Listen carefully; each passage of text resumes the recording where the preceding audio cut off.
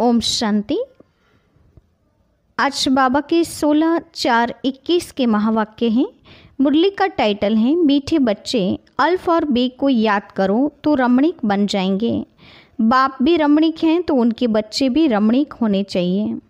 प्रश्न है, देवताओं के चित्रों की कशिश सभी को क्यों होती हैं? उनमें कौन सा विशेष गुण है? उत्तर, देवताएं बहुत रमणीक और पवित्र हैं। रमणीकता के कारण उनके चित्रों की भी कशिश होती है। देवताओं में पवित्रता का विशेष गुण है, जिस गुण के कारण ही अपवित्र मनुष्य झुकते रहते हैं। रमणीक वही बनते जिनमें सर्वदेवी गुण हैं, जो सदा खुश रहते हैं। ओम शांति। आत्माएं और परमात्मा का मेला कितना वंडरफुल है। ऐसे बेहद बाप के तुम सब बच्चे हो तो बच्चे भी कितने रमणीक होने चाहिए। देवताएं भी रमणीक है ना, परंतु राजधानी है बहुत बड़ी। सब एक रस रमणीक हो नहीं सकते। फिर भी कोई कोई बच्चे बहुत रमणीक हैं जरूर। रमणीक कौन होते हैं? जो सदैव खुशी में रहते हैं, जिनमें देवी गुण हैं। ये राधे कृष्ण आदि रमणीक है ना। उन्होंने बहुत बहुत कशिश है। कौन सी कशिश है? पवित्रता की, क्योंकि इन्हों की आत्मा भी पवित्र है तो शरीर भी पवित्र है। तो पवित्र आत्माएं अपवित्र को कशिश करती हैं, उन्हों के चरणों में गिरती हैं। कितनी उनमें ताकत है। बल सन्यासी हैं, परंतु वह देवताओं के आगे जरूर झुकते हैं। बल कोई कोई बहुत घमंडी होते हैं, फिर भी देवताओं के आगे अथवा शिव के आगे झुकेंगे जरूर। देवियों के चित्रों के आगे भी झुकते हैं, क्योंकि बाप भी रमणीक हैं तो बाप के बनाए हुए देवी देवताएं भी रमणीक हैं। उनमें कशिश है पवित्रता की। वह कशिश उन्हों की अभी तक भी चल रही है। तो जितनी इनमें कशिश है उतनी तुम्हारे में भी कशिश होनी चाहिए। जो समझते हैं हम यह लक्ष्मी नारायण बनेंगे। तुम्हारी इस समय की कशिश फिर अविनाशी हो जाती हैं। सबकी नहीं होती, नंबरवार होती हैं।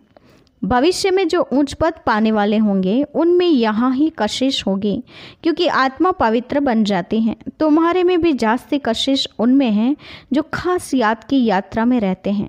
यात्रा में पवित्रता जरूर रहती है, पवित्रता में ही कशिश है। पवित्रता की कशिश फिर पढ़ाई में भी कशिश ले आती है। यह तुमको अभी पता पड़ा है। तुम उनके यानी लक्ष्मी नारायण के ऑक्यूपेशन को जानते हो। उन्होंने भी कितना बाप को याद किया होगा। यह जो उन्होंने इतनी राजाएं पाई हैं वह जरूर राजयोग से ही पाई हैं। इस समय तुम यह पद पाने के लिए आए हो। बाप बैठ तुमको राजयोग सिखाते हैं। यह तो पक्का निश्चय कर यहाँ आए हो ना। बाप भी वही है, पढ़ाने वाला भी वही है, साथ भी वही ले जाने वाला है। तो यह गुण सदैव रहने चाहिए।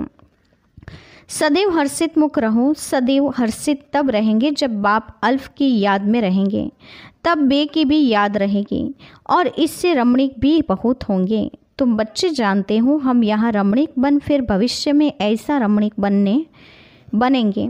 यहाँ की पढ़ाई ही अमरपुरी में ले जाती है। यह सच्चा बाबा तुमको सच्ची कमाई करा रहे हैं। ये सच्ची कमाई ही साथ चलती है 21 जन्म के लिए। फिर भक्ति मार्ग में जो कमाई होती है करते हैं वह तो है ही अल्पकाल सुख के लिए, वह कोई सदैव साथ नहीं देती। तो इस पढ़ाई में बच्चों को बड़ा खबरदार रहना चाहिए। तुम हो साधारण, तुमको पढ़ाने वाला भी बिल्कुल साधारण रूप में है, तो पढ़ने वाले भी साधारण ही रहेंगे, नहीं तो लज्जा आएगी। हम ऊंचे कपड़े कैसे पहने? हमारे मम्मा बाबा कितने साधारण हैं, तो हम भी साधारण हैं। यह क्यों साधारण रहते हैं? क्योंकि वनवाह में हैं। अभी तुमको जाना है, यहाँ कोई शादी नहीं करनी है। वो लोग जब शादी करते हैं तो कुमारी वनवाह में रहती हैं, मैले कपड़े पहनती, तेल आदि लगाती हैं, क्योंकि ससुर घर जाती हैं। ब्राह्मण द्वारा सगाई होती है। तुमको भी जाना है ससुर घर। रावणपुरी से रामपुरी अथवा विष्णुपुरी में जाना है। तो यह वनवाह का रिवाज इसलिए रखा है कि कोई भी अभिमान देह का व कपड़ों आदि का ना आए। किसको हल्की साड़ी है, दूसरे को देखते हैं कि इनके पास तो ऊंची साड़ी है, तो ख्याल चलता है, सोचते हैं कि यह तो वनवा में है नहीं।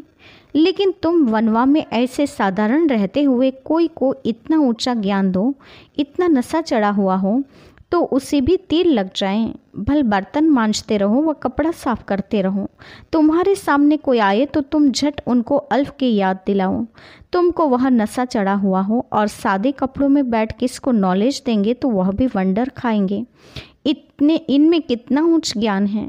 यह ज्ञान तो गीता का है और भगवान का दिया हुआ है। राजयोग तो गीता का ज्ञान ही है। तो ऐसा नशा चढ़ता है जैसे बाबा अपना मिसाल बताते हैं। समझो हम बच्चों के साथ कोई खेल कर रहा हूँ, कोई जिज्ञासु सामने आ जाता है तो झट उनको बाप का परिचय देता हूँ। योग की ताकत योग बल होने के कारण वह भी वहाँ ही खड़ा हो जाएगा तो वंडर खाएगा कि यह इतना साधारण, इनमें इतनी ताकत, फिर वह कुछ भी बोल नहीं सकेगा। मुख से कोई बात निकलेगी नहीं। जैसे तुम वाणी से परे हो वैसे तुम वह भी वाणी से परे हो जाएंगे। यह नशा अंदर में होना चाहिए। कोई भी भाई या बहन आए तो उनको एकदम खड़ा करके विश्व का मालिक बनाने की मत दे सकते हैं। अंदर में इतना नशा होना चाहिए। अपनी लगन में खड़ा हो जाना चाहिए। बाबा सदैव कहते हैं तुम्हारे पास ज्ञान तो है परंतु योग का जौहर नहीं है। प्यूरिटी और याद में रहने से ही जौहर आता है। याद की यात्रा से तुम पवित्र बनते हो, ताकत मिलती है। ज्ञान तो है धन की बात। जैसे स्कूल में पढ़कर MA BA आदि करते हैं तो इतना फिर पैसा मिलता है। यहाँ की दूसरी बात है, भारत का प्राचीन योग तो मशहूर है, यह है याद।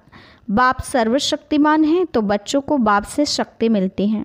बच्चों को अंदर में रहना चाहिए।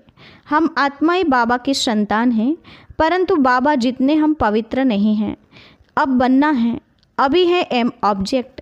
योग से ही तुम पवित्र बनते हो। जो अनन्य बच्चे हैं वह सारा दिन यही ख्यालात करते रहेंगे। कोई भी आए तो उनको हम रास्ता बताएं। तरस आना चाहिए, बेचारे अंधे हैं।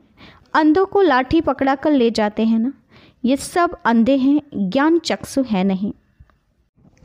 अभी तुम्हें ज्ञान का तीसरा नेत्र मिला है तो सब कुछ जान गए हो। सारी सृष्टि के आदि मध्य अंत को हम भी अभी जानते हैं। यह सब भक्ति मार्ग की बातें हैं। तुमको पहले भी पता था क्या कि hear no evil see no evil. यह चित्र क्यों बना है? दुनिया में कोई भी इनका अर्थ नहीं समझते। तुम अभी जानते हो। जैसे बाप नॉलेजफुल हैं तुम उनके बच्चे भी अब नॉलेजफुल बन रहे हो। नंबरवार पुरुषार्थ अनुसार कोई कोई को तो बहुत नशा चढ़ता है। वह बाबा का बच्चा बनकर और बाबा से पूरा वर्षा नहीं लिया तो बच्चा बनकर ही क्या किया? रोज रात को अपना पोतामेल देखना है। बाबा व्यापारी हैं। व्यापारियों को पोतामेल निकालना सहज होता है। गवर्नमेंट सर्वेंट को पोतामेल निकालना नहीं आता है, न वह सौदागर होते हैं। व्यापारी लोग अच्छा समझेंगे। तुम व्यापारी हो, तुम अपने को नफ़े नुकसान को समझते हो। रोज खाता देखो, मुरादी संभालो। घाटा है व फायदा है। सौदागर तो हो ना, गायन है ना। बाबा सौदागर रत्नागर हैं। अविनाशी ज्ञान रत्नों का सौदा देते हैं। यह भी तुम जानते हो। नंबरवार पुरुषार्थ अनुसार सब कोई सुरूर बुद्धि नहीं है। एक कान से सुनते हैं दूसरे से निकल जाता है। झोली में छेद से निकल जाता है, झोली भरती नहीं है। बाप कहते हैं धन दिए धन ना खोटे। अविनाशी ज्ञान रत्न है। बाप है रूप बसंत। आत्मा तो है, उनमें ज्ञान है। तुम उनके बच्चे भी रूप बसंत हो। आत्मा में नॉलेज भरी जाती है। उनका रूप है, बल आत्मा छोटी है। रूप तो है ना, उनको जाना जाता है। परमात्मा को भी जाना जाता है। सोमनाथ की भक्ति करते हैं तो इतने छोटे स्टार की क्या पूजा करेंगे? पूजा के लिए कितने लिंग बनाते हैं। शिवलिंग छत जितना बड़ा बड़ा भी बनाते हैं। यूँ तो है छोटा परंतु मर्तबा तो ऊंच है ना। बाप ने कल पहले भी कहा था कि इन जब तब आदि की कोई से प्राप्ति नहीं होती। ये सब करते नीचे ही गिरते जाते हैं, सीढ़ी नीचे ही उतरते हैं। तुम्हारी तो अब चढ़ती कला है। तुम ब्राह्मण पहले नंबर के जिन्न हो।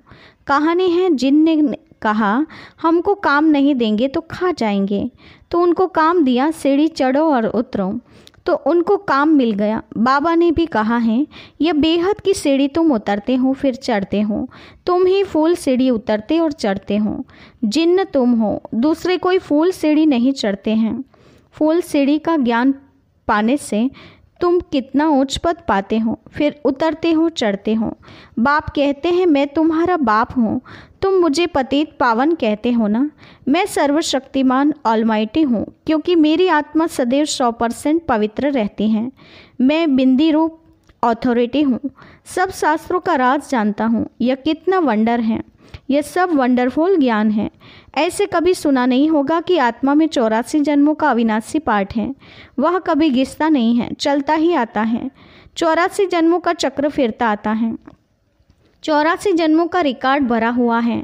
इतनी छोटी आत्मा में इतना ज्ञान है। बाबा में भी है तो तुम बच्चों में भी है। कितना पार्ट बजाते हैं। यह पार्ट कभी मिटने का नहीं है। आत्मा इन आँखों से देखने में नहीं आती है बिंदी। बाबा भी कहते हैं मैं ऐसा बिंदी हूँ। यह भी तुम बच्चे अब समझते हो। तुम हो बेहद के त्यागी और राज ऋषि। कितना नशा चढ़ना चाहिए। राज ऋषि बिल्कुल पवित्र रहते हैं। राज ऋषि होते हैं सूर्यवंशी चंद्रवंशी, जो यह राजाई प्राप्त करते हैं, जैसे अब तुम कर रहे हो। यह तो बच्चे समझते हैं कि हम जा रहे हैं, खिवैया के स्टीमर में बैठे हैं, और यह भी जानते हैं कि यह पुरुषोत्तम संगम युग है। जाना भी जरूर है। पुरानी दुनिया से नई दुनिया में वाया शांति धाम। ये सदैव बच्चों की बुद्धि में रहना चाहिए। जब हम सतयुग में थे तो कोई खंड नहीं था, हमारा ही राज्य था। अब फिर से योग बल से अपना राज्य ले रहे हैं, क्योंकि समझाया है योग बल से ही विश्व की राजाई पा सकते हैं। बाहुबल से कोई नहीं प्राप्त कर सकते। यह बेहद का ड्रामा है, खेल बना हुआ है। इस खेल की समझानी बाप ही देते हैं। शुरू से लेकर सारी दुनिया की हिस्ट्री ज्योग्राफी सुनाते हैं। तुम सूक्ष्म वतन मूल वतन के राज को भी अच्छी रीति जानते हो। स्थूल वतन में इनका राज्य था, अर्थात हमारा राज्य था। तुम कैसे सीढ़ी उतरते हो वह भी याद आ गया। सीढ़ी चढ़ना और उतरना यह खेल बच्चों की बुद्धि में बैठ गया है। अब बुद्धि में है कि कैसे यह वर्ल्ड की हिस्ट्री ज्योग्राफी रिपीट होती है। इसमें हमारा हीरो हीरोइन का पार्ट है। हम ही हार खाते हैं और फिर जीत पाते हैं, इसीलिए नाम रखा है हीरो हीरोइन। अच्छा, मीठे मीठे सिकिलते बच्चों के प्रति माता पिता बाप दादा का याद प्यार और गुड मॉर्निंग। रूहानी बाप की रूहानी बच्चों को नमस्ते। हम रूहानी बच्चों की रूहानी माता पिता बाप दादा को याद प्यार और नमस्ते। पूरी मुरली का धारणा युक्त मुख्य सार। पहली पॉइंट, अभी हम वनवाह में हैं, इसलिए बहुत बहुत साधारण रहना है। कोई भी अभिमान देह भान का व कपड़ों आदि का नहीं रखना है। कोई भी कर्म करते बाप की याद का नशा चढ़ा रहे। दूसरा, हम बेहद के त्यागी और राज ऋषि हैं, इसी नशे में रह पवित्र बनना है। ज्ञान धन से भरपूर बन दान करना है। सच्चा सच्चा सौदागर बन अपना पोतामेल रखना है। वरदान है, याद की सर्च लाइट द्वारा वायुमंडल बनाने वाले विजयी रतन भव। विस्तार है, सर्विसेबल आत्माओं के मस्तक पर विजय का तिलक लगा हुआ है ही, लेकिन जिस स्थान की सर्विस करनी है उस स्थान पर पहले से ही सर्च लाइट की रोशनी डालनी चाहिए। याद की सर्च लाइट से ऐसा वायुमंडल बन जाएगा जो अनेक आत्माएं सहज समीप आ जाएगी। फिर कम समय में सफलता 1000 गुना होगी। इसके लिए दृढ़ संकल्प करो कि हम विजयी रतन हैं, तो हर कर्म में विजयी समाई हुई है। स्लोगन है, जो सेवा स्वयं को व दूसरे को डिस्टर्ब करे तो वो सेवा नहीं बोझ है। आज के मुख्य पॉइंट्स हैं। बाबा ने कहा अल्फ और बे को याद करना है, अर्थात बाप और बादशाही अर्थात स्वर्ग को याद करो तो रमणीक बन जाएंगे। बाप जैसे रमणीक वैसे बच्चों को भी रमणीक बनना है। देवताओं का कौन सा गुण हमेशा आकर्षित करता है, तो वो है पवित्रता का गुण। जैसे आज के जड़ चित्रों से भी कशिश होती हैं, वो है पवित्रता के कारण, क्योंकि उनका शरीर और आत्मा दोनों पवित्र होती हैं। तो हम बच्चों को भी ऐसे देवी गुण धारण करने हैं। रमणीक बनना है, खुशी में रहना है, दिव्य गुण धारण करने हैं। जिससे देवी देवताएं हर्षित मुख होते हैं, वैसे हमें भी बनना है। बाप अभी राजयोग के द्वारा ऐसे सदैव हर्षित मुख बनाते हैं। सदैव हर्षित मुख तब रह सकते हैं जब बाप की याद में रहेंगे। बाबा ने कहा बिल्कुल साधारण बने रहो। साधारण कपड़े या साधारण कामकाज करते भी आप में ऐसी कशिश होनी चाहिए कि कोई भी आपके सामने आए तो आप सहज ही उसे बाप की याद दिला दें। इसी से भविष्य उच्च पद की प्राप्ति हो सकती है। तुमको यह नशा चढ़ा हुआ होना चाहिए कि सादे कपड़ों में बैठ भी किसको भगवान की याद दिला सकते हैं। बाबा ने कहा, नशे से खड़ा हो जाकर उन्हें बाप का परिचय देना है और उन्हें बाप की याद दिलानी है। प्योरिटी और याद में रहने से याद का जौहर भरता है। ज्ञान के साथ बाबा ने कहा, योग का जौहर होगा तो और किसी को भी रास्ता बता सकते हैं। अंधों की लाठी बनना है, अर्थात औरों को ज्ञान की लाठी देना है, ज्ञान का सहारा देना है। अभी तुम्हें ज्ञान का तीसरा नेत्र मिला है तो औरों को भी देते जाना है। साथ ही बाबा ने कहा कि बाप ने कल पहले भी कहा था कि जब तक आदि से प्राप्ति नहीं है, इससे और ही नीचे गिरते आए हैं। अभी तुम्हें तीसरा नेत्र मिला है तो बाप का परिचय सबको देना है, औरों को भी ज्ञान का तीसरा नेत्र देते चलो। राज ऋषि बनना है। राज ऋषि साधारण होते हैं, पवित्र होते हैं। वैसे बाबा ने कहा तुम अभी राज ऋषि हो, राजाई प्राप्त करने के लायक बन रहे हो। कोई भी कर्म करते बाबा ने कहा बाप की याद का नशा हमेशा चढ़ा रहना चाहिए। सच्चा व्यापारी यानी कि सौदागर बन अपना पोता मिल रखना है।